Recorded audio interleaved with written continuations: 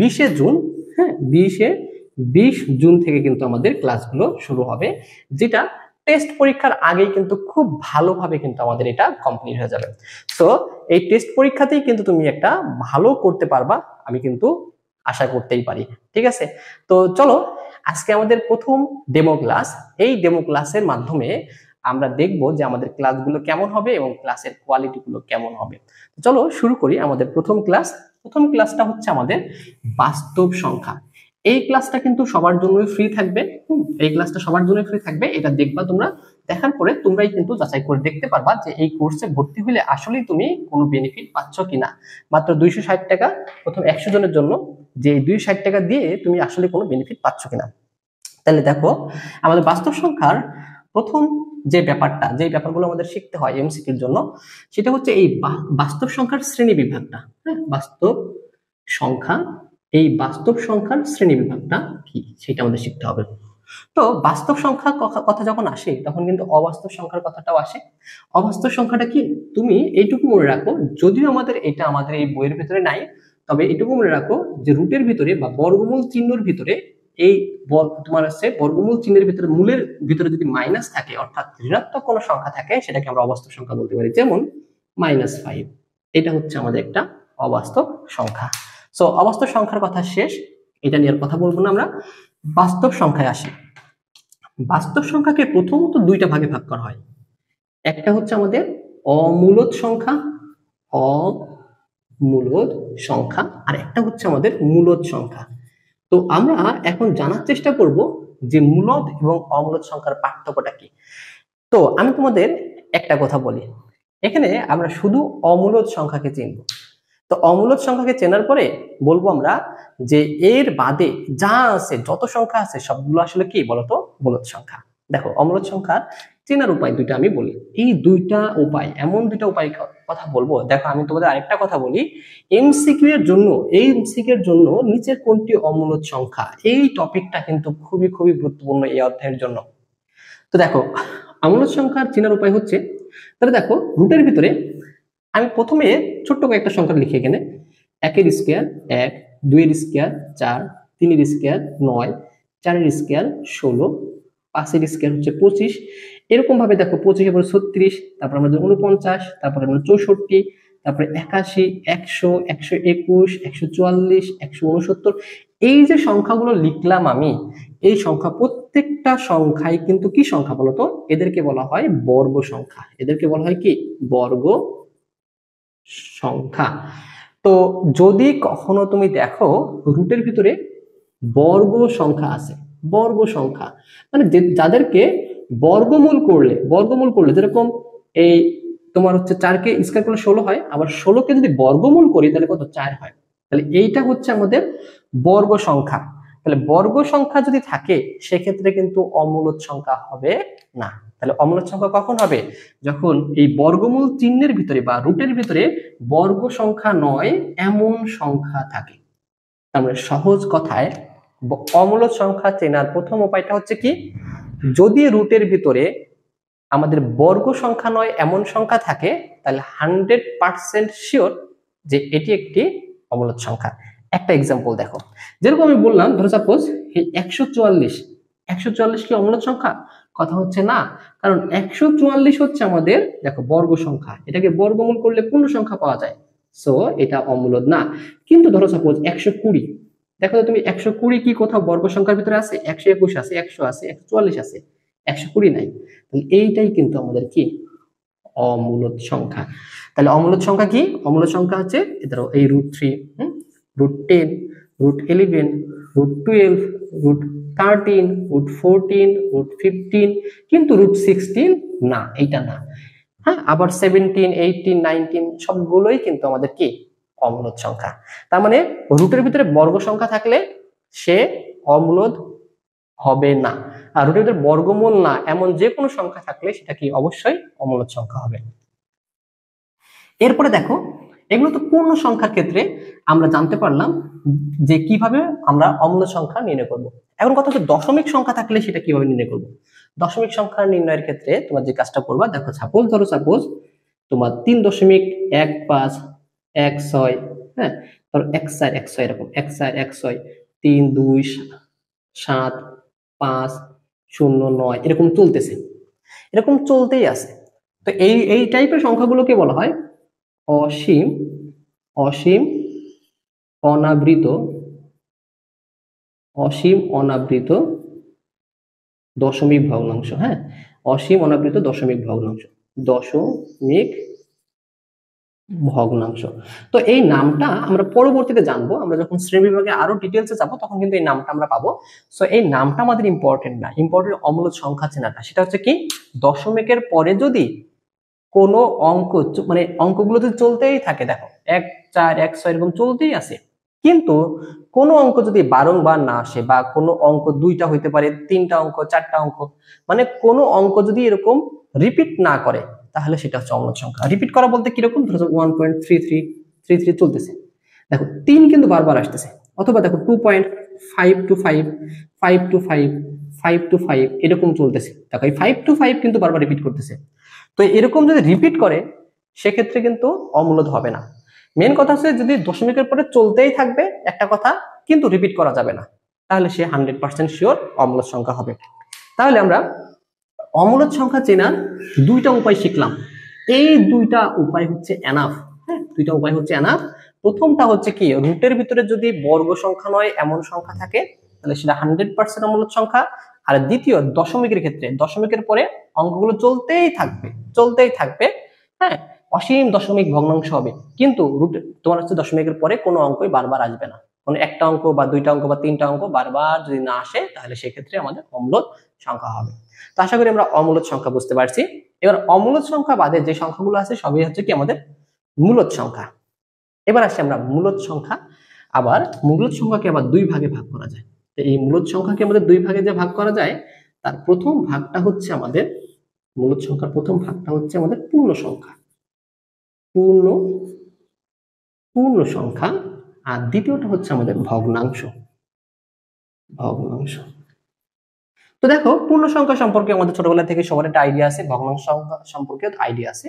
ধরো সাপোজ 5/3, যেগুলোতে লব এবং হর আকারে থাকে, যেই সংখ্যাগুলো লব এবং হর আকারে থাকে সেগুলো হচ্ছে ভগ্নাংশ সংখ্যা। বা যে সংখ্যাগুলো তোমার হচ্ছে দশমিক আকারে থাকে, দশমিক আকারে থাকে, সেগুলো হচ্ছে কি আমাদের ভগ্নাংশ। এটা অবশ্যই দশমিক, এটা হচ্ছে আমাদের সাধারণ ভগ্নাংশ। এগুলো নিয়ে আমি ডিটেলসে যাব। তবে এগুলো হচ্ছে ভগ্নাংশ। আর তোমার হচ্ছে পূর্ণ সংখ্যা কি, যেরকম -5, 3, 32, 22 বা 0, এগুলো হচ্ছে সব কি বলতো পূর্ণ সংখ্যা। যেগুলোতে লব হর আকারে বা দশমিক আকারে নেই সেগুলো হচ্ছে কি আমাদের পূর্ণ সংখ্যা। আচ্ছা, এবার আমরা এদের যখন শ্রেণী বিভাগে যাবো আরো ডিটেলস বুঝতে পারবো। এই ভগ্নাংশকে আবার ভাগ করা যায় 2 ভাগে। একটাকে বলবো আমরা সাধারণ ভগ্নাংশ। হ্যাঁ, এটা হচ্ছে সাধারণ ভগ্নাংশ। আর একটা হচ্ছে আমাদের অসাধারণ না, এটা অবশ্যই অসাধারণ না, এটা হচ্ছে দশমিক। হ্যাঁ, দশমিক ভগ্নাংশ। এই দশমিক ভগ্নাংশ, এই সাধারণ ভগ্নাংশ কোনগুলো, যেগুলি যে লব হর আকারে থাকে এগুলো। আর দশমিক ভগ্নাংশ কোনগুলো, যেগুলো দশমিক আকারে থাকে, 1.25, 223 বা এরকম 1.225 এরকম টাইপের সংখ্যাগুলোকে দশমিক ভগ্নাংশ বলবো।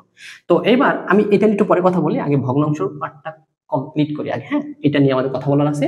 সো এবার আবার দশমিক ভগ্নাংশ 2 প্রকার, সাধারণ ভগ্নাংশ আমাদের 2 প্রকার। তো দশমিক ভগ্নাংশের দিকে যাই আমরা আগে।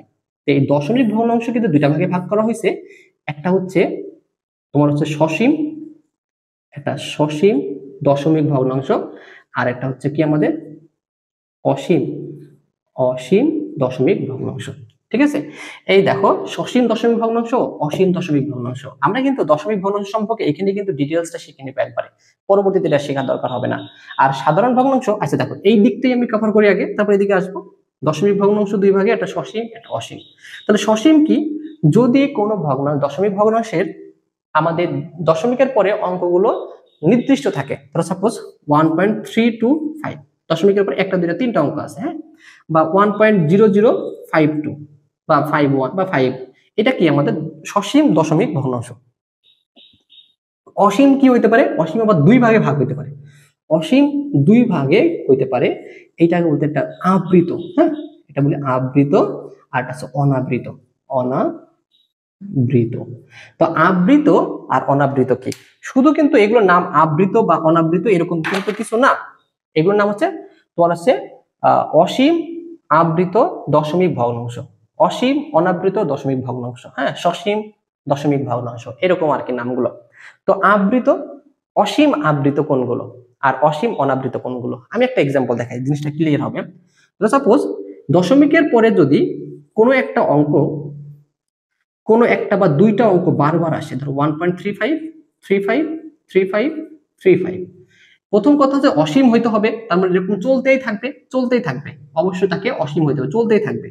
আর একটা অঙ্ক, দুইটা অঙ্ক বা তিনটা অঙ্ক বা চারটা অঙ্ক এরকম যদি অঙ্কদ্বয় পরস্পর বারবার রিপিট করে, তখন সেটাকে বলবো অসীম। হ্যাঁ, অসীম তো ডট ডট থাকার কারণে, এবং এই রিপিট যদি করে এদেরকে পৌনঃপুনিক করা যায়। হ্যাঁ, পৌনঃপুনিক কি, যে অঙ্কটা রিপিট করতেছে অর্থাৎ 3 পাস, এই 3 পাসের মাথায় আমরা কি করব, পৌনঃপুনিক দিয়ে দিব। মানে এইখান থেকে শুরু করে, এই 3 থেকে শুরু করে 5 পর্যন্ত এই অঙ্কগুলো রিপিট করতেছে। দেখো ধরো সাপোজ আমাদের কাছে এরকম একটা অঙ্ক আছে যে 11.305 তো এটা ডট ডট চলতেই আছে, আর আমরা বুঝতেই পারতেছি এইটুকু হচ্ছে রিপিট করতেছি, অর্থাৎ এটাকে যে আমরা আবৃত করি 305, তাহলে কোথা থেকে কোথা পর্যন্ত রিপিট করতেছে, 3 থেকে 5 পর্যন্ত, 3-এর মাথায় একটা আমরা ডট চিহ্ন দেবো এবং 5-এর মাথায় একটা ডট চিহ্ন দেবো, তাহলে 3 থেকে 5, এটাকে বলা হয় আবৃত। এগুলোকে কি বলা হয়, আবৃত। তাহলে অসীম, অসীম মানে চলতেই থাকবে, আবৃত মানে কি, একটা অঙ্ক, দুইটা অঙ্ক বা তিনটা অঙ্ক যদি রিপিট করে তাদেরকে যদি পৌনঃপুনিকে আমরা এইভাবে লিখতে পারি, তখন সেগুলোকে বলবো অসীম আবৃত দশমিক ভগ্নাংশ। আশা করি আমরা বুঝতে পারছি। এবার অনাবৃত ব্যাপারটা কি, অনাবৃত ব্যাপারটা বুঝলে আমাদের কিন্তু এই দেখো, এই অনাবৃতটাই কিন্তু আমাদের কি ছিল বলতো, এই অম্লজ সংখ্যা ছিল, যেটা নিয়ে আমরা বলছিলাম যে পরে কথা বলবো। এই অনাবৃত ব্যাপারটা আসি, তো 3.527.10935211109 চলতেছে ধরো এরকম। এখন একটা জিনিস খেয়াল করো, এটা কিন্তু চলতেছে, তার মানে কি এটা অবশ্য অসীম, এবং দশমিক আছে, অসীম দশমিক ভগ্নাংশ, কিন্তু এটা আবৃত না অনাবৃত। এখন কথা হচ্ছে কি, কোনো একটা অঙ্ক বা দুইটা অঙ্ক বা তিনটা অঙ্ক বা চারটা অঙ্ক এগুলো কি কখনো রিপিট করতেছে, দেখো তো রিপিট করতেছে, কথা হচ্ছে যে না, রিপিট করতেছে না। অর্থাৎ অর্থাৎ আমাদের এই দশমিক ভগ্নাংশটাকে বলো অনাবৃত, অনাবৃত, মানে এটাকে কিন্তু আমরা পৌনঃপুনিক করতে পারবো না। এই অসীম অসীম অসীম অনাবৃত দশমিক ভগ্নাংশ গুলোকেই কি বলা হয় বলতো, অম্লজ সংখ্যা বলা হয়। তো আশা করি আমরা বুঝতে পারছি কোনটা দিয়ে কি বোঝাচ্ছে। দশমিক ভগ্নাংশ ক্লিয়ার, আশা করি আমরা প্রত্যেকে, আশা করি ক্লিয়ার, খুবই সহজ, খুবই সহজ। দেখো এই জিনিসগুলো যদি না বুঝতে পারো তাহলে কিন্তু তোমাদের অবশ্যই বলতে হবে যে বুঝিনি। হ্যাঁ, আমার মনে হয় সবাই বুঝতে পারছো, খুবই সহজ এই জিনিসগুলো। এবার আসি সাধারণ ভগ্নাংশ। সাধারণ ভগ্নাংশের ব্যাপারটা যদি আমরা আসি, সাধারণ ভগ্নাংশটা আমরা প্রথমত দুইটা ভাগে ভাগ করি, সেটা হচ্ছে কি, একটা প্রকৃত, একটাকে বলবো আমরা প্রকৃত, আর একটাকে বলবো আমরা অপ্রকৃত। এখন তোমরা হয়তো অনেকেই ছোটবেলায় পড়ছো যে ভগ্নাংশ 3 প্রকার। হ্যাঁ, দেখো তো এখন একটা আমাদের ফেসবুকে, হ্যাঁ ফেসবুকে রিল ভাইরাল হয়েছে না, ভগ্নাংশ 3 প্রকার, ড্যান্স দিচ্ছে আর বলছে। আসলে ভগ্নাংশ আমরা বলতে পারি যে ওই পর্যন্ত তো ঠিকই আছে, ভগ্নাংশ 3 প্রকার। আসলে এই যে মিশ্র ভগ্নাংশ আছে, প্রকৃত অপ্রকৃত এবং মিশ্র, এই মিশ্র ভগ্নাংশ কিন্তু একটা অপ্রকৃতরই একটা অংশ। তো এটা নিয়ে আমরা কথা বলবো, এখন দেখবো যে প্রকৃত কি আর অপ্রকৃত কি। দেখো আমরা একটা ভগ্নাংশের ক্ষেত্রে আমরা যদি দেখি, এই ভগ্নাংশের ক্ষেত্রে দুইটা জিনিস আছে, উপরেটা আছে আমাদের লব, উপরে থাকে লব, নিচে থাকে আমাদের হর। কখনো যদি আমাদের এই যে লব, এই লবটা হরের থেকে ছোট হয়, অর্থাৎ হর যদি বড় হয় এবং লব যদি ছোট হয়, সেক্ষেত্রে এটাকে প্রকৃত বলবো আমরা। আর উল্টা কথাটা, যদি উপরেরটা অর্থাৎ লবটা বড় হয় এবং হরটা ছোট হয়, তখন সেটাকে বলবো আমরা অপ্রকৃত। একটা এক্সাম্পল দেখাই, ধরো সাপোজ 3/5, 3/5, এই নিচেরটা হচ্ছে হর। দেখো তো হরটা লবের থেকে বড় না, 5 কি 3-এর থেকে বড় না, অর্থাৎ এটা হচ্ছে আমাদের প্রকৃত। এবার দেখো এইটা সেম জিনিসটা কিন্তু উল্টায় দেই আমি, এখন কিন্তু আমাদের হর হচ্ছে 3, লব হচ্ছে 5। দেখো এখানে লব বড়, লব বড় মানে কি, সে অপ্রকৃত। আশা করি বুঝতে পারছি যে সাধারণ ভগ্নাংশ 2 প্রকার, প্রকৃত অপ্রকৃত। আর মিশ্র কি, মিশ্র অপ্রকৃতের একটা অংশ, সেটা নিয়ে আমি এখন কথা বলতেছি। তবে প্রকৃত অপ্রকৃতের ব্যাপারটা কি, যদি হর অর্থাৎ নিচেরটা বড় হয় তাহলে প্রকৃত, উপরেরটা বড় হলে অপ্রকৃত। আশা করি আমরা বুঝতে পারছি। এইবার আসি আমরা মিশ্র। এই মিশ্রের ব্যাপারটা হচ্ছে কি, এই যে আমরা যে অপ্রকৃত যে ভগ্নাংশটা পাইলাম, এই ধরো 5/3, এইটাকে দেখো, এই 5-এর ভিতরে কি 3 একবারও যায়, অর্থাৎ 5কে 3 দ্বারা ভাগ করো, একবারও যায় না বলতো, অবশ্যই যাবে। দেখে মিনিমাম একবার হলেও যাবে, একবার থেকে বেশিবারও যেতে পারতো, একবার তো যাবেই। 5 এর ভিতরে 3 একবার যায়, কত 3 একে 3, হাতে কত 2, ভাগশেষ থাকে কত 2। আমরা সবাই জানি এটা হচ্ছে ভাগফল, এটা ভাগশেষ, আর এটা হচ্ছে দেখো আমাদের এটা ভাজ্য, এটা ভাজক। তো দেখো আমাদের এইটার ক্ষেত্রে এটাকে পূর্ণ তোমার হচ্ছে মিশ্র ভগ্নাংশ প্রকাশ করতে গেলে কি করতে হয়, এই ভাগফলটা প্রথমে লিখতে হয়, আর যাকে দিয়ে ভাগ করি আমরা সেটা সবসময়ের জন্য কি থাকবে বলতো, নিচেই থাকবে, সেটা সবসময় কি নিচেই থাকবে, যে নিচে সে সারা জীবন নিচে, তাই বাকি থাকলো কত 2, এই 2টা হচ্ছে আমাদের উপর। তার মানে দেখো আমাদের এই 5/3কে যদি আমরা মিশ্র ভগ্নাংশে প্রকাশ করি তাহলে এটা হচ্ছে 1/2/3, 2/3। আবার এই মিশ্র ভগ্নাংশকে কিন্তু চাইলে আমরা অপ্রকৃততে কনভার্ট করতে পারি। সেটা নিয়মটা কি, সেটা নিয়মটা হচ্ছে এটার সাথে এটা গুণ করে এটার সাথে যোগ করতে হয়। আমরা জানি 1 সাথে 3 গুণ করে তার সাথে যোগ করবো কত 2, এটাকে লিখবো উপরে, এবং নিচে হবে কি, নিচে যেটা ছিল সেটাই, অর্থাৎ 3 একে 3 আর 2 5, 5 ভাগ কিন্তু 3। আশা করি আমরা বুঝতে পারছি যে মিশ্র ভগ্নাংশটা কি। তাহলে যে অপ্রকৃত সে অবশ্যই মিশ্র, আর যে মিশ্র সে কিন্তু অবশ্যই অপ্রকৃত। তাহলে আমাদের এই অপ্রকৃতরই একটা, ধরো বলতে পারি আরেকটা রূপ হচ্ছে মিশ্র, অপ্রকৃতর আরেকটা রূপ হচ্ছে কি বলতো, মিশ্র। আশা করি বুঝতে পারছি আমরা। এইবার আমাদের এই অংশটুকু কভার হয়ে গেছে, এবার আসবো আমরা পূর্ণ সংখ্যা। তো এই পূর্ণ সংখ্যার ভিতরে পূর্ণ সংখ্যাকে আমরা মোটামুটি ভাবে 3টা ভাগে ভাগ করতে পারি। এখন তোমরা বলবা যে 3টা ভাগে কেন ভাগ করলাম, 3টা ভাগে ভাগ করার জন্য একজন দায়ী, সেটা হচ্ছে কি আমাদের এই যে 1, একটা হচ্ছে কি 1 না, সেগুলো আমাদের 0, হ্যাঁ, একটা হচ্ছে কি আমাদের 0। তো 0 বলতেছে সে আমাদের পূর্ণ সংখ্যাকে 3 ভাগে, প্রথমটা হচ্ছে ধনাত্মক, একটা হচ্ছে আমাদের ঋণাত্মক। তো যারা 0 সম্পর্কে জানো না, 0 কিন্তু ধনাত্মক সংখ্যাও না, ঋণাত্মক সংখ্যাও না। 0 দিয়ে কিন্তু আমাদের এমসিকিউতে আসে যে 0 কোন ধরনের সংখ্যা, ধনাত্মক নাকি ঋণাত্মক। তো আমি বলে রাখি 0 হচ্ছে ধনাত্মক না, ঋণাত্মক না। তাহলে 0 কি, 0 যে কি সেটা নিয়ে কিন্তু আমরা একটু পরেই আলোচনা করব। আগে আমরা ধনাত্মক সংখ্যাগুলোর কথা বলি। দেখো 0 থেকে বড় যে কোনো পূর্ণ সংখ্যাই হচ্ছে ধনাত্মক সংখ্যা, আর 0 থেকে ছোট যে কোনো পূর্ণ সংখ্যা হচ্ছে কি আমাদের ঋণাত্মক সংখ্যা। যেরকম 1 2 3 4 5 6 7 8 9 এগুলো সবই কি আমাদের ধনাত্মক সংখ্যা। আর ধনাত্মক অবশ্যই পূর্ণ সংখ্যা হওয়া লাগবে। এই ধনাত্মক পূর্ণ সংখ্যাকে কিন্তু আবার আরেকটা নাম দেওয়া হয়, এটাকে কিন্তু বলা হয় স্বাভাবিক সংখ্যা। এই স্বাভাবিক সংখ্যাকে আবার একটা চিহ্ন দ্বারা প্রকাশ করা হয়, সেটা হচ্ছে কি আমাদের বড় হাতের n, হ্যাঁ, ন্যাচারাল নাম্বার, ঠিক আছে, ন্যাচারাল স্বাভাবিক সংখ্যা। এই n এর উপাদানগুলো কি কি বলতো, 1 2 3 4 এরকম চলতেই থাকবে, হ্যাঁ, এটা হচ্ছে n এর উপাদান।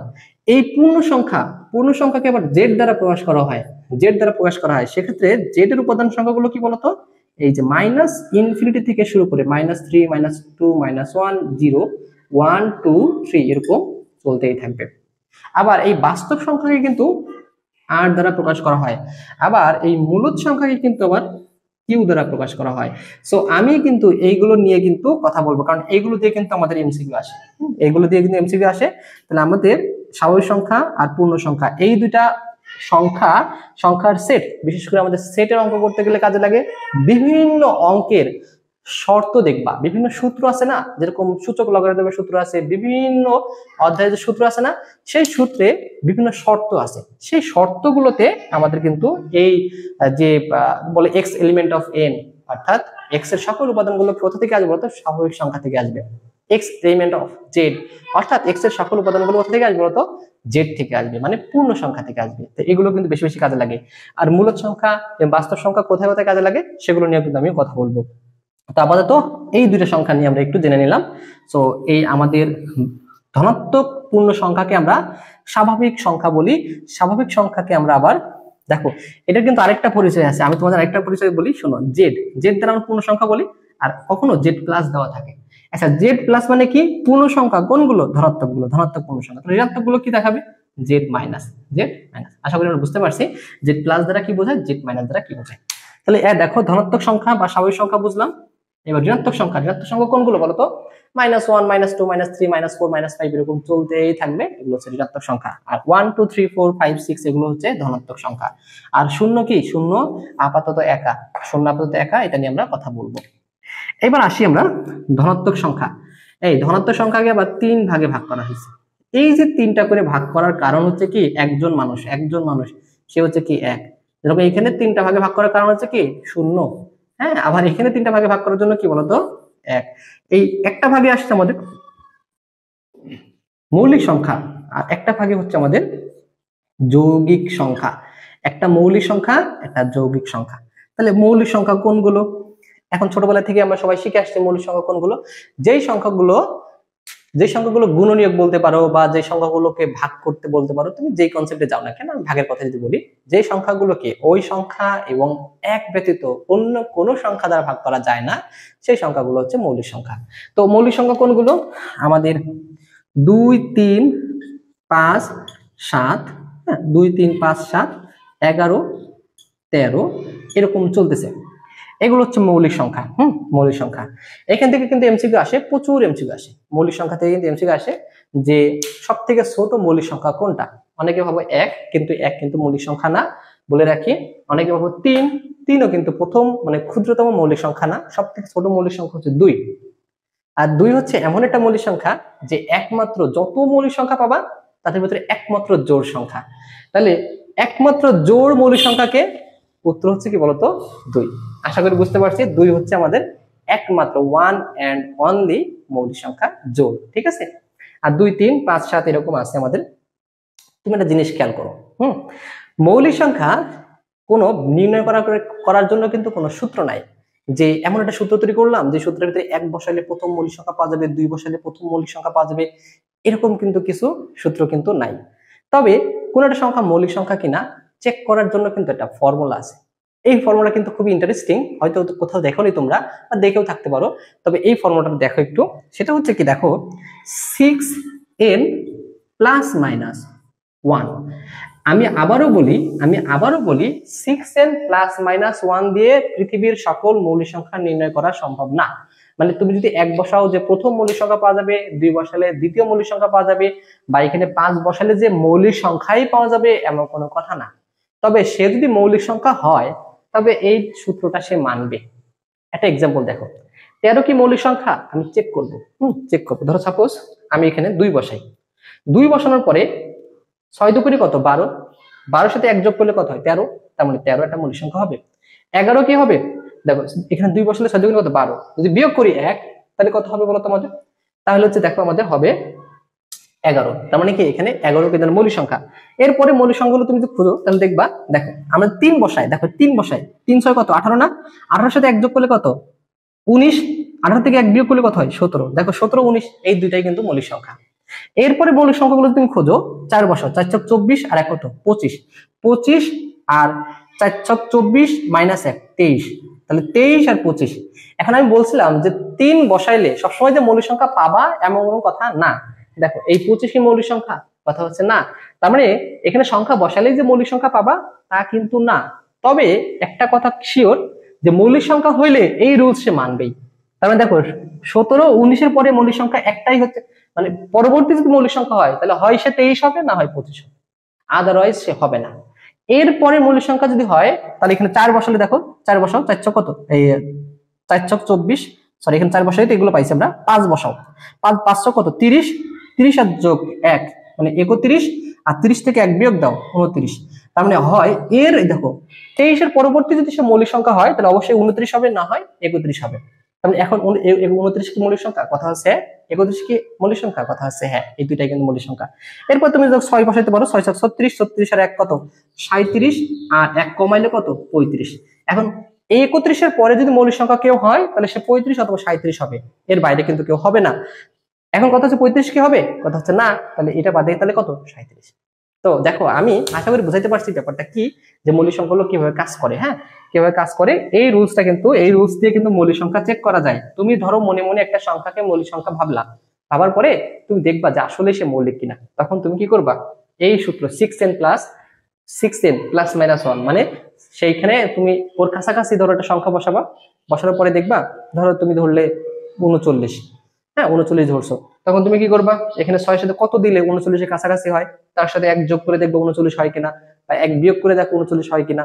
যদি না হয় তাহলে বুঝবো এটা মনে করো মৌলিক সংখ্যা না, আর যদি হয় তাহলে বুঝবো এটা মৌলিক সংখ্যা। যাই হোক, মৌলিক সংখ্যা নিয়ে এই একটা ইন্টারেস্টিং ব্যাপার আমি তোমাদের জানিয়ে রাখলাম। এইবার আসি আমি যেটা, সেটা হচ্ছে মৌলিক সংখ্যা কোনগুলো সেগুলো বুঝলাম, যে সংখ্যাগুলো ওই সংখ্যা এবং এক ছাড়া অন্য কোনো সংখ্যা দ্বারা ভাগ করা যায় না তাদেরকে মৌলিক সংখ্যা বলে। আর যৌগিক সংখ্যা কোনগুলো, যেগুলোকে ওই সংখ্যা এবং এক ছাড়াও অন্যান্য সংখ্যা দ্বারা ভাগ করা যায়, যেরকম 4, 6, 8 বা 9, হ্যাঁ, 10, 12, 14, 15 এই সংখ্যাগুলো কি আমাদের যৌগিক সংখ্যা। আর এক হচ্ছে এমন একটা সংখ্যা যেটা মৌলিক সংখ্যার ভিতরেও পড়বে না এবং যৌগিক সংখ্যার ভিতরেও পড়বে না। তা আশা করি আমরা এই পর্যন্ত যতগুলো সংখ্যা লিখছি এই সব সংখ্যা সম্পর্কে কিন্তু ধারণা আমাদের ক্লিয়ার। তাহলে আমরা বলবো আরেকবার, দেখো ছোট্ট করে একটু বলে দিই, বাস্তব সংখ্যা দুই ভাগে ভাগ করা যায়, একটা হচ্ছে মূলদ, একটা হচ্ছে আমাদের অমূলদ।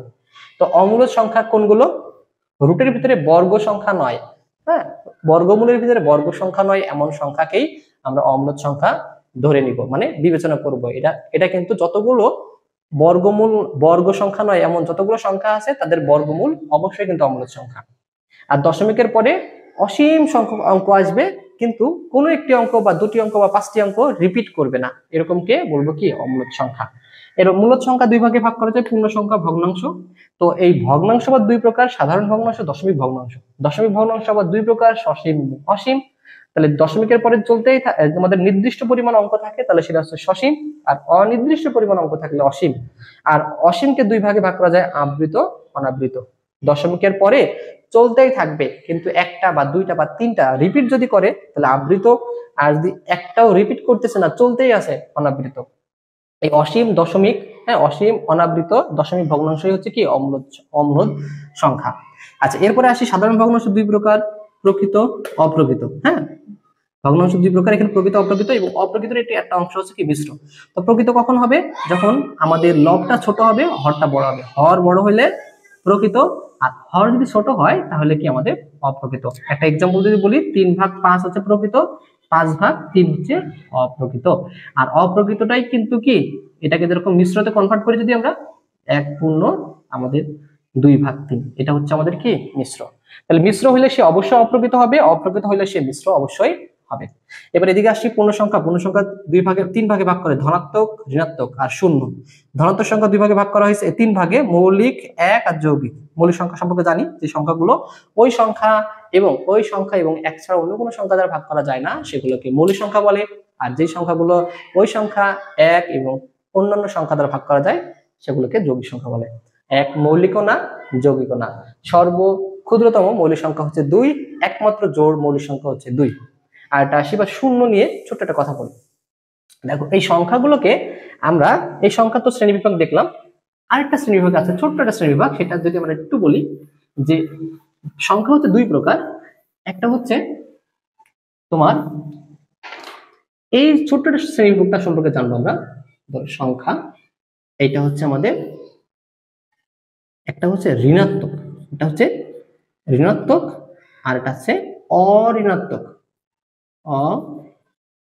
অঋণাত্মক, এই ঋণাত্মক কোনগুলো, শূন্য থেকে ছোট যত সংখ্যা আছে সব সংখ্যা ঋণাত্মক, শূন্য থেকে ছোট যত সংখ্যা আছে। আর অঋণাত্মক কোনগুলো, শূন্য সহ সকল ধনাত্মক। শূন্য সহ সকল ধনাত্মক সংখ্যা হচ্ছে কি আমাদের অঋণাত্মক। আর এটা কি, সকল ঋণাত্মক সংখ্যায় ঋণাত্মক সংখ্যা। ঋণাত্মক সংখ্যা তো ঋণাত্মক সংখ্যা চিনি আমরা। তার মানে দেখো, শূন্যর কিন্তু এর আগে যখন ক্যাটাগরি করছিলাম তখন কিন্তু ধনাত্মকের ভিতরেও ফেলতে পারি নাই, ঋণাত্মকের ভিতরেও ফেলতে পারি নাই। এখন আমরা যখন ক্যাটাগরাইজ করলাম তখন কি, ঋণাত্মক আর অঋণাত্মক সেখানে কিন্তু জায়গা পাইছে শূন্য।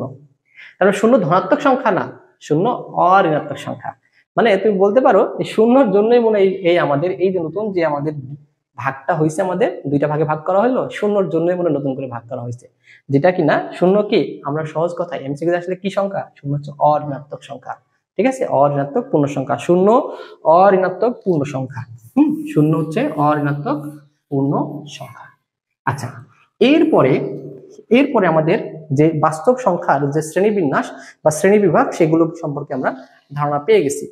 এরপরে আমরা যে জিনিসগুলো দেখবো, দেখো এরপরে আমরা কিছু ছোট ছোট টপিক নিয়ে আলোচনা করবো যেখান থেকে আমাদের এমসিকিউ হয়ে থাকে। প্রথম যেটা খুবই খুবই গুরুত্বপূর্ণ, পৌনঃপুনিক থেকে সাধারণ ভগ্নাংশের রূপান্তর। একটু আগে আমি বললাম যে ধরো 1.35, ধরো সাপোজ 3 এবং 5 এর মধ্যে পৌনঃপুনিক আছে। তো এই পৌনঃপুনিক ভগ্নাংশ থেকে কিভাবে সাধারণ ভগ্নাংশে রূপান্তর করা যায় সেটা শিখবো, এবং এটার কিন্তু দুইটা নিয়ম আছে। একটা নিয়ম কিন্তু সিকিউর জন্য লাগে, একটা এমসিকিউর জন্য লাগে। তো আমরা কিন্তু এখানে শুধুমাত্র এমসিকিউ নিয়মটা শিখবো, এবং এটা কিন্তু খুবই সহজ, খুব সহজেই কিন্তু আমরা প্রয়োগ করতে পারবো। প্রথম কথাটা কি, নিয়মটা কি? নিয়মটা হচ্ছে এখানে যতগুলো অঙ্ক আছে দশমিক, পৌনঃপুনিক এগুলোকে উঠিয়ে দিয়ে সংখ্যাটাকে সিম্পলি লিখে ফেলা। তার মানে 1 3 5। দেখো দশমিক ছিল লিখিনি, পৌনঃপুনিক ছিল লিখিনি। কাজ হচ্ছে কি দশমিক বা পৌনঃপুনিক কোনোটাই না লিখে সুন্দর করে অঙ্কগুলোকে তুলে ফেলা।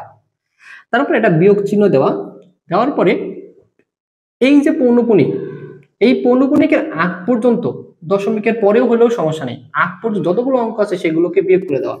তো বিয়োগ করে দিলাম, দেখো পৌনঃপুনিক আগ পর্যন্ত 1 আছে, শুধু 1 বিয়োগ, ভাগ দিব। দেওয়ার পরে দেখো নিচে কি করব আমরা, উপরে দেখবো যতগুলো পৌনঃপুনিক আছে ততগুলো আমরা 9 দিব। দুইটা অঙ্কের মাথায় পৌনঃপুনিক আছে, অর্থাৎ 2টা 9। এবং এরপরে যে কাজটা করব, দেখবো দশমিকের পরে এবং পৌনঃপুনিকের আগে কোনো অঙ্ক আছে কিনা। দেখো তো এখানে কোনো অঙ্ক আছে, কথা হচ্ছে না, এখানে কোনো অঙ্কই কিন্তু আমাদের নাই, তাহলে এখানে কোনো শূন্য হবে না। যদি এখানে অঙ্ক থাকতো সেক্ষেত্রে কিন্তু এখানে শূন্য হইতো। আমি এক্সাম্পল দেখাবো, অনেকগুলো এক্সাম্পল দিব, কারণ এটা গুরুত্বপূর্ণ। এটা কয়েকটা এক্সাম্পলের মাধ্যমে তোমাদেরকে পুরো ব্যাপারটা ক্লিয়ার করার চেষ্টা করব। দেখো ক্যালকুলেশন করে যে কত হবে, 134, 135 থেকে একবার দিলে 134 ভাগ 99। ঠিক আছে, এটা হচ্ছে আমাদের অ্যান্সার। আশা করি আমরা এটা বুঝতে পারছি। তো এইবার আমরা আরেকটা এক্সাম্পল নিই। আরেকটা এক্সাম্পল ধরো আমি এখানে দিলাম, সেটা হচ্ছে ধরো 12.0132।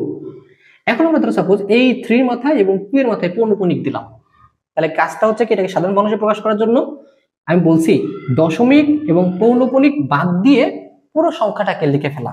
অর্থাৎ তুমি লিখবা 1, তারপরে 2, তারপরে 0, তারপরে 1, তারপরে 3, তারপরে 2। দশমিক পৌনঃপুনিক বাদে যা যা হবে তাইতে লিখে ফেলবো। মাইনাস এই পৌনঃপুনিক আছে যেই অঙ্কগুলোর উপরে, সেগুলো বাদে যতগুলো অঙ্ক আছে সেগুলো লিখে ফেলা। তার মানে কত লিখবো, 1, তারপরে 2, তারপরে 0, তারপরে 1। তার মানে দশমিক দেখার টাইম নাই আমাদের কাছে। আমাদের কাছে ব্যাপারটা হচ্ছে কি, পৌনঃপুনিক আছে এমন সংখ্যা বাদ দিয়ে যেগুলো আছে সেগুলোকে জাস্ট তুলে দেওয়া। আর নিচে হচ্ছে কি, নিচে হচ্ছে দেখো পৌনঃপুনিক আছে কয়টাতে, 2টাতে, তাহলে নিচে 2টা 9। এবং পৌনঃপুনিক বাদে এবং দশমিকের পরে কয়টা অঙ্ক আছে বলতো, একটা এবং একটা, কয়টা, 2টা। আমরা এখানে দিব কি 2টা শূন্য। তো এখন কাজ হচ্ছে কি, এই ধরো সাপোজ 1,20,132 থেকে 1201 এটাকে বিয়োগ করে উপরে যা হবে সেটা লিখে দেবো আমরা, এবং নিচে 9900 লিখে দিলেই আমাদের কিন্তু পেয়ে গেল। আমি আরেকটা এক্সাম্পল দেখাই। ধরো সাপোজ আমাদের কাছে আছে 0.3334, হ্যাঁ 34, এর মাথায় পৌনঃপুনিক। তো এটা কিভাবে করবো সলভ আমরা, প্রথমে আমাদের কাজ হচ্ছে কি, এখানে যতগুলো অঙ্ক আছে সেগুলোকে লিখে ফেলা, 0 3 4। সেক্ষেত্রে আমাদের জিনিস খেয়াল রাখবো, এই দশমিক বা পৌনঃপুনিক এগুলো কিন্তু থাকবে না। এরপর হচ্ছে কি, পৌনঃপুনিক বাদ দিয়ে যতগুলো অঙ্ক আছে সেগুলোকে লিখে ফেলা, 0 3 ভাগ। এরপরে হচ্ছে কি, যতগুলো মাথায় পৌনঃপুনিক আছে নিচে ততগুলো 9, ততগুলো 9।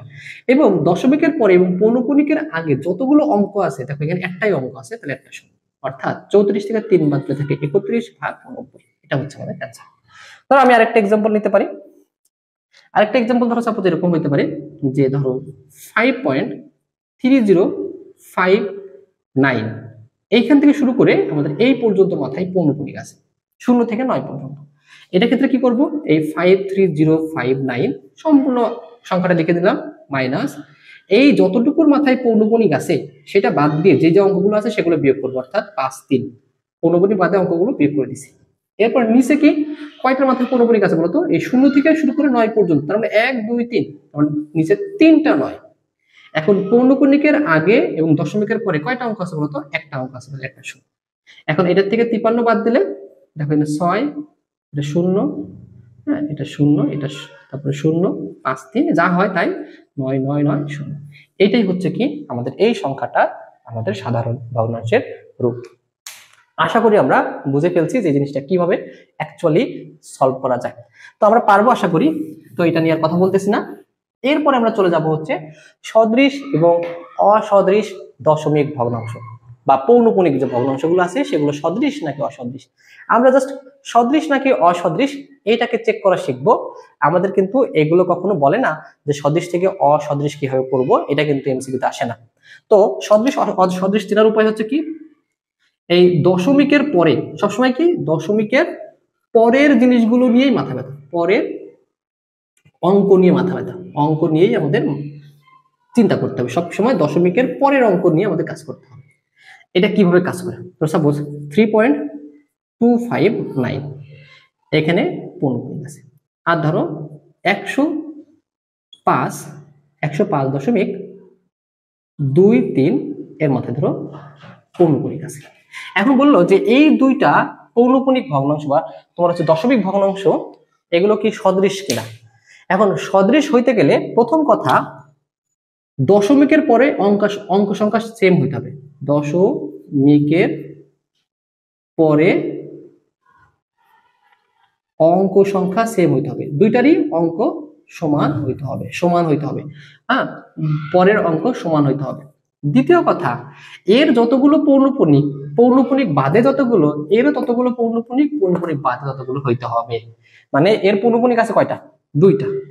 এর আমাদের আমরা বলি অনাবৃত আর আবৃত, এর আবৃত কয়টা বলতো, দুইটা। এর অনাবৃত কয়টা বলতো, দশমিকের পরে একটা, কয়টা কত, একটা। কিন্তু এর আবৃত কয়টা দশমিকের পরে বলতো, দুইটা। কিন্তু অনাবৃত আছে নাই, হ্যাঁ নাই। তার মানে কি এখান থেকে আমরা বুঝতে পারলাম এই দুইটা আমাদের ভগ্নাংশ কিন্তু সদৃশ ভগ্নাংশ উদাহরণ নয়। আমরা আরেকটা এক্সাম্পল দেখি। ধরো সাপোজ আমাদের বললো 3.039 আর ধরো 1.125, হ্যাঁ। তো আমাদের ধরো সাপোজ এরকম দেওয়া আছে। এবার দেখো দশমিকের পরে কয়টা, একটা দুইটা তিনটা, হ্যাঁ, প্রথম শর্তটা ঠিক আছে, দশমিকের পরে অঙ্ক সংখ্যা সেম। এরপরে দেখো দশমিকের পরে আবৃত কয়টা বলতো এখানে, এখান থেকে তো আবৃত কয়টা, এখানে দেখো আবৃত কয়টা, দুইটা, দুইটা। অনাবৃত কয়টা বলতো, একটা। এর আবৃত কয়টা, দুইটা। অনাবৃত কয়টা, একটা।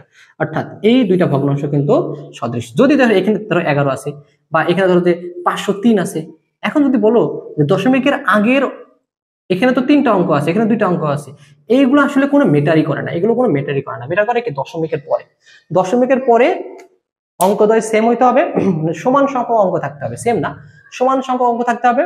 আবৃত সংখ্যা এবং অনাবৃত সংখ্যা কিন্তু সমান সংখ্যক থাকতে হবে, তাহলে কিন্তু দুইটা ভগ্নাংশ পরস্পর সদৃশ হবে।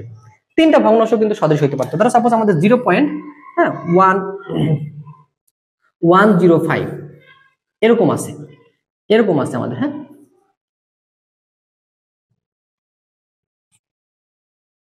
ধরো আমাদের এইগুলো ছিল এরকম 111 আর ধরো যে 2 দশমিক।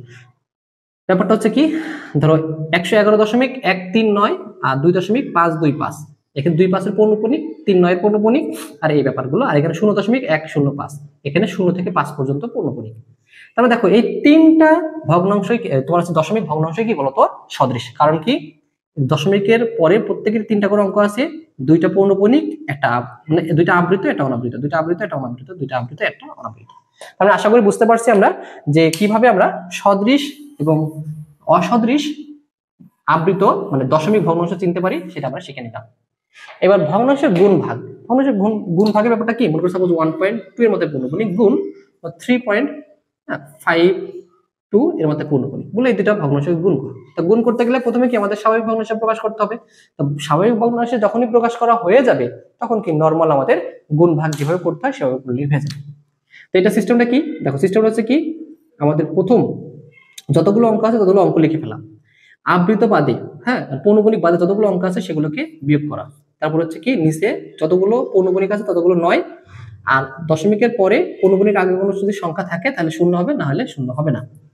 আচ্ছা, এরপরে আছে কি, এটা লিখবো 3, 5, 2 মাইনাস পৌনঃপুনিক বাদে আছে 3, 5 অর্থাৎ 3, 5, এবং এটা হচ্ছে আবৃত আছে কয়টা, একটা, বা পৌনঃপুনিক আছে একটা 9, পৌনঃপুনিক বাদে দশমিকের পরে একটা অঙ্ক আছে, একটা সংখ্যা। তাই 11/9 গুণ এটা হচ্ছে আমাদের 7 থেকে হচ্ছে 4 আর 1 317/90। এখন যদি এটাকে ক্যালকুলেশন করে কাটাকাটি করা যায় তাহলে কাটাকাটি করবো, করার পরে উপরে আমরা লব এবং নিচে হর লিখে দিই, যেটা আসবে সেটা হচ্ছে অ্যান্সার। তো আশা করি আমরা বুঝতে পারছি, এগুলো কিন্তু আমরা খুব সহজে ক্যালকুলেশন করতে পারবো। তো এই ভগ্নাংশের গুণ যেরকম ভাবে ভাগের ক্ষেত্রে কি হবে দেখো, যদি বলতে এটা ভাগ এটা করো, তখন তুমি কি করতে, এখানে ভাগ থাকতো তো, তো এটা ধরো সাপোজ ভাগ ক্যালকুলেশন করে ভাগই করছো, এর পরের লাইনটা হতে কি বলতো, যখনই তুমি গুণ করে ভাগের জায়গায় গুণ লিখে দিতে, তখন এটাকে কি হতো, উল্টায় দিতে হতো। আমরা সবাই জানি, ছোটবেলায় শিখে আসছি যে যখন ভাগকে যদি গুণ লিখি তাহলে কি এদিককারের পরে ভগ্নাংশটা উল্টায় যায়। এরপরে আগের মতো ক্যালকুলেশন করলেই আমাদের অ্যান্সারটা চলে আসবে। এরপর বর্গমূল। তো বর্গমূল ধরো সাপোজ এরকম আসতে পারে, √2, একটা অমূলদ সংখ্যার বর্গমূল করলে সেটা মান কত আসবে, তো তুমি এটা ক্যালকুলেটরে করবা প্রথম কথা, এবং বলে 3 দশমিক স্থান পর্যন্ত নাও, 3 দশমিক স্থান পর্যন্ত নাও। ধরো সাপোজ আমি এটার অ্যান্সারটা একবার জানি না, ধরো এটাকে করলে ধরো সাপোজ 1251792 এরকম চলতে থাকবে। এখন বলা হলো যে এইটার বর্গমূল করলে 4 দশমিক স্থান পর্যন্ত মান নাও। কয় দশমিক স্থান পর্যন্ত? 4 দশমিক, দশমিকের পরে 4 একটা অঙ্ক পর্যন্ত মান নিবা। তাহলে অ্যান্সারটা কি হবে? 1.125 তিনটা নিছি, এবং যখনই 4টা নিব, 4 নাম্বারটা নিব, বলতে 4টা নিতে, 4 নাম্বারটা যখন নিব তখন দেখবো 4 নাম্বারটার পরের সংখ্যাটা, পরের অঙ্কটা এটা কি 5 বা 5-এর থেকে বড় কিনা। যদি 5 বা 5-এর থেকে বড় হয়, 5 বা 5-এর থেকে বড় হয়, তাহলে এই যে অঙ্কটা আছে তার সাথে 1 যোগ করে দিব। দেখো 7 কি 5-এর থেকে বড়, 5-এর থেকে বড়, তার মানে কি এখন অবশ্যই কি একের সাথে আমরা কি করব, আরো 1 যোগ করে দিয়ে 2 লিখে দিব। তাহলে এটা কিন্তু আমি সাপোজ একটা মান নিচ্ছি, আমি জানি না এটা গ্রুপ করলে কত হবে, হয়তো এরকম কাছাকাছি একটা মান আসতে পারে। তো এটা যখন ক্যালকুলেশন করব, যে মানটা আসবে সেই মানটাকে আমরা যদি 4 দশমিক স্থান পর্যন্ত নিতে বলে, 4 নম্বর অঙ্কটা দেখার সময় দেখবো তার পরের অঙ্কটা 5 বা 5-এর থেকে বড় কিনা। যদি 5ও হইতো, এই অঙ্কটা যদি 5ও হইতো, তাও কি এর সাথে যোগ করতাম। তো সাপোজ এটা 3 আছে, তার মানে কি 3-এর জায়গায় কত লিখে দেবো বলতো, এই যেহেতু 5, 1 যোগ হয়ে 4 হয়ে যাবে। ঠিক আছে, আশা করি আমরা বুঝতে পারছি। এখন যদি মনে করো সাপোজ এই সেম সংখ্যাটার ক্ষেত্রে বলো 3 দশমিক স্থান পর্যন্ত নাও, 1.12, এই 3 নম্বর অঙ্কটা যখন নিতে যাবো আমরা, তখন আমরা দেখবো এরপরের অঙ্কটা কি 5 বা 5-এর থেকে কি বড়, কথা হচ্ছে না। যেহেতু 5-এর থেকে বড় না, তাহলে যা আছে তাই বসে দেবো, অর্থাৎ 5-এ বসে যাবে। আর যদি 3-এর জায়গায় যদি 5-এর থেকে বড় কোনো অঙ্ক হইতো, তাহলে কিন্তু এই 5-এর জায়গায় কত হইতো বলো, এখানে 6 হতো। আশা করি আমরা বুঝতে পারছি 3 দশমিক স্থান পর্যন্ত, 4 দশমিক স্থান পর্যন্ত বলতে কি বোঝায়। আর ধরো সাপোজ যদি এরকম টাইপের থাকে 0.12 এর মাথায় পূর্ণপূর্ণিক, একে বর্গমূল করো, তখন তুমি জানো যে পূর্ণপূর্ণিক মানে কি। পূর্ণপূর্ণিক মানে হচ্ছে কি 16 এই 1 2 সংখ্যাটা বারবার আসতেছে, 1 2 সংখ্যাটা বারবার আসতেছে, এটাই হচ্ছে পূর্ণপূর্ণিকের অর্থ। তো এরকম তুমি ক্যালকুলেটর রুট চাপার পরে এই 12.12 কয়েকটা 12 নিয়ে জাস্ট ইকুয়াল চাপবো, যেই মানটা আসবে সেই মানটা 3 দশমিক স্থান বলে 3 দশমিক স্থান পর্যন্ত দেবো, যে নিয়মটা বললাম সেই নিয়মটা, বা 4 দশমিক স্থান বললে 4 দশমিক স্থান পর্যন্ত নিয়ে নিব। দেখো আমরা লাস্টলি এই অধ্যায়ের আর কয়েকটা গুরুত্বপূর্ণ টপিক জানবো। কয়েকটা বলতে এই এক টাইপেরই এই যে কটা লাইন লিখছে না, এই লাইন থেকে হুবহু এমসিকিউ আসে। লাইনগুলো কি বলতেছে, 4টি ক্রমিক সংখ্যার গুণফলের সাথে 1 যোগ করলে যোগফল একটি পূর্ণবর্গ সংখ্যা হবে। এটা কিন্তু সৃজনশীলও আসে, এটা কিন্তু আমাদের উদাহরণের একটা অঙ্ক হিসাবে আছে। এর অর্থটা কি বলে, 4টা ক্রমিক স্বাভাবিক সংখ্যা, ক্রমিক স্বাভাবিক সংখ্যার গুণফলের সাথে, ক্রমিক স্বাভাবিক সংখ্যা বলতে কি ক্রমিক ব্যাপারটা কিন্তু বুঝতে হবে। স্বাভাবিক সংখ্যা তো আমরা জানি 1 2 3 4 5 এগুলো, ক্রমিক মানে কি, যদি তুমি 2 থেকে শুরু করো, তাহলে 2 এর পরের সংখ্যাটা হবে 3, 3 এর পরেরটা হবে 4, 4 এর পরেরটা কত হলো তো 5। তো বলতেছে 4টা ক্রমিক সংখ্যার গুণফল, অর্থাৎ সবগুলোকে তুমি গুণ করবা, গুণ করলে যে গুণফল হবে, সেই গুণফলের সাথে 1 যোগ করলে যে নতুন সংখ্যাটা পাওয়া যাবে, এটা অবশ্যই পূর্ণবর্গ সংখ্যা হবে। পূর্ণবর্গ সংখ্যা কোনগুলো একটু আগে কিন্তু আমরা বললাম, যে 1 4 3 1 4 9 16 25, 36 49, কোন স্বাভাবিক সংখ্যার বর্গ যে সংখ্যাগুলো সেগুলোকে বলে পূর্ণবর্গ সংখ্যা। পূর্ণ সংখ্যার বর্গকে পূর্ণবর্গ সংখ্যা বলে। তো দেখো হিসাব করে দেখি কত আসে, এখানে 4 5 20 আর 3 দুগুণী 6 যোগ 1, 6 দুগুণী 12, 120 যোগ 1 121। দেখো এই 121 কিন্তু রুট করা যায়, অর্থাৎ এটা কিন্তু 121 কিন্তু পূর্ণ সংখ্যার বর্গ। দেখো 11 এর বর্গ কত 121, 121কে কিন্তু রুট করলে পূর্ণ সংখ্যা পাওয়া যায়। তাহলে 121 কি একটা পূর্ণবর্গ সংখ্যা। 4টা ক্রমিক 2 থেকে শুরু করছিলাম, এখানে 2 থেকে শুরু না, তুমি যে কোনো সংখ্যা থেকে শুরু করো অ্যান্সার সেম আসবে। দেখো আমরা যদি 1 থেকে শুরু করতাম, 1 2 3 4, তার সাথে আমরা 1 যোগ করব। 4টা ক্রমিক স্বাভাবিক সংখ্যার গুণফলের সাথে 1 যোগ করলে পূর্ণবর্গ সংখ্যা হবে। দেখো 2 কে 2, 3 গুণে 6, 4 ছক 24। 24 কিন্তু পূর্ণবর্গ না, তার সাথে যে 1 যোগ করে অর্থাৎ 25, এই 25 কিন্তু পূর্ণবর্গ। তো এটাই হচ্ছে আমাদের, আশা করি বুঝতে পারছি, এটা আছে অ্যান্সার। ব্যাপারটা হচ্ছে কি দেখো, যদি প্রথমে x হইতো তাহলে কি হবে বলতো, x + 1, তারপরে x + 2, তারপরে x + 3, অর্থাৎ এই যে আমাদের চারটা ক্রমিক সংখ্যা নিলাম, এদের যদি গুণ করি তাহলে গুণফলের সাথে অবশ্যই কত যোগ করা লাগবে বলতো, 1 যোগ করা লাগবে, তবেই কিন্তু এটা একটা পূর্ণবর্গ সংখ্যা হবে। তো আশা করি আমরা বুঝতে পারছি প্রথমটা কি। এবার দেখো, তিনটি ক্রমিক সংখ্যার গুণফল সর্বদা 3 দ্বারা অথবা 6 দ্বারা বিভাজ্য। কয়টা? তিনটা ক্রমিক। ধরো আমরা 2 থেকে নিলাম, 2 এর পরে আমরা সংখ্যার গুণফল, তাহলে 2 এর পরে 3 নিলাম, তারপরে 4 নিলাম, গুণফল করলাম, 3 দুগুণে কত 6, 4 ছক কত 24। আচ্ছা, এরপরে দেখো আমরা 1 থেকে শুরু করতাম, 1 গুণ 2 গুণ 3, 3 এর কত 6। আচ্ছা, এবার 3 থেকে নিব, 3 4 5, 4 5 20, 3 20 কত বলো তো 60। তো 4 5 6, 5 ছক 30, 3 4 12, 120। এবার দেখো এই 6 দেখো 3 দিয়ে ভাগ করা যায় কিনা, অবশ্যই যায়। 6 দ্বারা ভাগ করা যায় কিনা, অবশ্যই যায়। 24 3 দ্বারাও যায়, 6 দ্বারাও যায়। 60 3 দ্বারাও যায়, 6 দ্বারাও যায়। 120 3 দ্বারাও যায়, 6 দ্বারাও যায়। তাহলে পরপর তিনটা সংখ্যার গুণফল যদি নিই, তাহলে সেই সংখ্যাটা, যে নতুন সংখ্যাটা পাবো সেই সংখ্যাটাকে অবশ্যই 3 অথবা 6 দ্বারা বিভাজ্য হবে, ভাগ করা যাবে। আশা করি আমরা বুঝতে পারছি সেকেন্ড কনসেপ্ট যেটা সেটা। এরপরে কনসেপ্ট, ক্রমিক দুটি সংখ্যার গুণফল সর্বদা জোড়। আচ্ছা, ক্রমিক দুটি সংখ্যা মানে কি? দুইটা সংখ্যা, যে কোনো দুইটা সংখ্যা, পরপর দুইটা সংখ্যা মানে ক্রমিক। 2 নিলে তারপরে সংখ্যা কত 3 নিতে, 3 নিলে কত 6। তারপর দেখো 3 যদি নেই, 3 এর পরে কত নিব 4, 3 এর কত 12, 1 নিলে 1 এর পরে কত নিব 2, 2 কে 2, 5 নাও, 5 এর পরে কত 6, 5 কত 30। ধরো তুমি 11 নিলে, 11 সাথে 12 নাও, তাহলে কত হবে 1 3 132, এটা কিন্তু যোগ। তারপর দুইটি ক্রমিক সংখ্যার গুণফল সর্বদা কি হবে, জোড় হবে। হ্যাঁ, এটা আমরা বুঝলাম, দুইটা ক্রমিক সংখ্যার গুণফল সর্বদা জোড় হবে। আচ্ছা, এবার বিজোড় সংখ্যার বর্গ সর্বদা বিজোড়। বিজোড় সংখ্যা বর্গ সর্বদা বিজোড়। ব্যাপারটা কি, 1 এর স্কয়ার করো 1, 3 এর স্কয়ার করো 9, 5 এর স্কয়ার করো 25, 7 এর স্কয়ার করো 49, 9 এর স্কয়ার করো 81, 11 এর স্কয়ার করো 121। তাহলে কি বুঝলে বলো তো, যতগুলো বিজোড় সংখ্যা নিলাম প্রত্যেকটা বিজোড় সংখ্যার বর্গটাই কিন্তু কি বিজোড় সংখ্যা। তাহলে এটা বুঝলাম আমরা।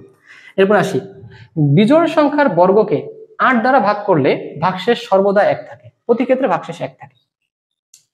আচ্ছা, এটার কথা বাদ দাও, এটা তো 1, এটার কথা বাদ দাও। তুমি দেখো তো 9 কে যদি 8 দ্বারা ভাগ করি তাহলে ভাগশেষ কত থাকবে, ভাগশেষ কিন্তু 1। দেখো এটা যে 8 দিয়ে ভাগ করি 25 কে, 3 8 24, 3 8 কত 24, 1 কিন্তু ভাগশেষ। দেখো 6 8 48, 8 দিয়ে ভাগ করলে 6 হবে ভাগফল, কিন্তু ভাগশেষ কত থাকবে বলতো 1।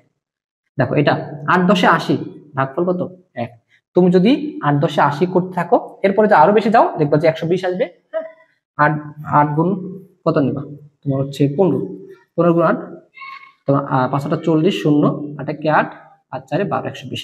হ্যাঁ, 121 কে যদি তুমি 8 দ্বারা ভাগ করো 120 পাবা, মানে তোমার হচ্ছে ভাগফল 15 পাবা, আর ভাগশেষ কত থাকবে বলতো 1। তার মানে দেখলাম কি, যতগুলো বিজোড় সংখ্যার বর্গ আছে, বিজোড় সংখ্যা বর্গকে যদি 8 দ্বারা ভাগ করি তাহলে অবশ্যই কিন্তু ভাগশেষ কত থাকবে, প্রতি ক্ষেত্রে কত থাকবে 1। তো এই বিজোড় সংখ্যাটা কিন্তু অবশ্য এইভাবে লেখা থাকতে পারে। হ্যাঁ, এইভাবে লেখা থাকতে পারে যে 2n - 1, 2n - 1 কার মানে বিজোড় সংখ্যা।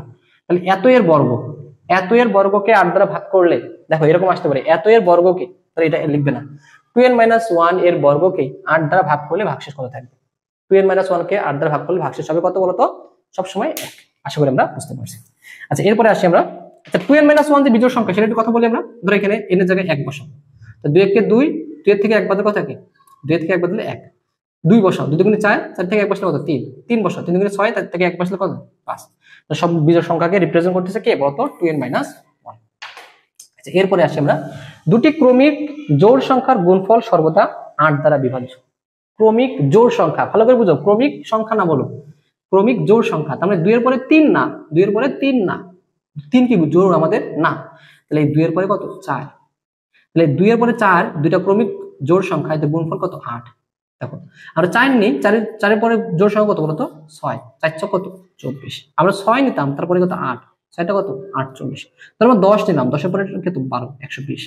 এই প্রতিটা সংখ্যাই কিন্তু কত কত দ্বারা বিভাজ্য বলতো? 8 দ্বারা বিভাজ্য, মানে 8 দ্বারা ভাগ করা যাবে। তো এটা আমাদের লাস্ট ছিল কনসেপ্ট, আশা করি আমরা বুঝতে পারছি। তো তোমরা অবশ্যই কিন্তু আজকের এই ক্লাসটা কেমন হয়েছে অবশ্যই কিন্তু আমাকে জানাবা, এবং এই ক্লাসটা আসলেই তোমাদের জন্য বেনিফিশিয়ারি হয়েছে কিনা। আজকে আমরা জাস্ট বেসিক ক্লাসটা করলাম, আগামী যে ক্লাসটা করব আমরা সেটা কিন্তু এই অধ্যায়ের এমসিকিউর উপরে। এই অধ্যায়ে যত বোর্ড এমসিকিউ বা বিভিন্ন যে বোর্ডের প্রশ্ন এবং বিভিন্ন টেস্ট পরীক্ষার যে প্রশ্নগুলো আছে সেগুলো থেকে কিন্তু আমরা একদম নতুন নতুন 24 সালে আসা প্রশ্নগুলো, 2023 সালে যে টেস্ট পরীক্ষায় আসছে অধ্যায় থেকে প্রশ্ন, সেই প্রশ্নগুলো কিন্তু ইনক্লুড করে সেগুলোর উপরে কিন্তু আমরা ক্লাস নিব এবং বোঝার চেষ্টা করবো এখান থেকে কি প্রশ্ন আসে আমাদের। তো আশা করি আমরা বুঝতে পারছি যে আমাদের কোর্সটা কিভাবে হবে, কি কি শেখানো হবে এখানে, আর কতটুকু পড়ানো হবে এখানে। তোমাদের যদি এই জিনিসটা হেল্পফুল লাগে অবশ্যই তোমাদের বন্ধুকে কিন্তু অবশ্যই জানাবা, এবং এটাকে যত জনের কাছে পারো তোমরা কিন্তু এটাকে শেয়ার করে দিবা। যেহেতু এই ক্লাসটা ফ্রি, তোমরা কিন্তু সবাইকে কিন্তু এটা চাইলে শেয়ার করে দিতে পারো, তোমাদের বন্ধুকে জানিয়ে দিতে পারো যে 30-এর 30 যদি পাইতে হয় বা 30-এর 30-এর প্রিপারেশন যদি নিতে হয় আলাদাভাবে চিন্তা করে গুরুত্ব দিয়ে, তাহলে কিন্তু অবশ্যই যেন এই কোর্সটা করে। তো ভালো থাকবা তোমরা সবাই, পরবর্তী ক্লাসের জন্য আমন্ত্রণ রইল। আল্লাহ হাফেজ।